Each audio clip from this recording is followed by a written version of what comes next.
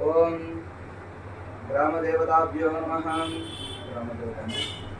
ఓం మాతాపితృభ్యో నమః. మాతాపితృలంటే మన యొక్క తల్లిదండ్రులు.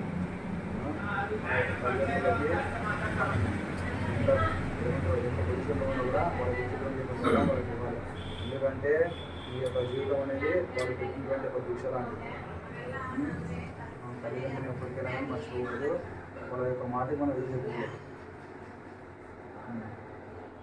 ఓం సర్వేభ్యో మహేశ్వరేభ్యో భక్త మహాజనేభ్యో నమః.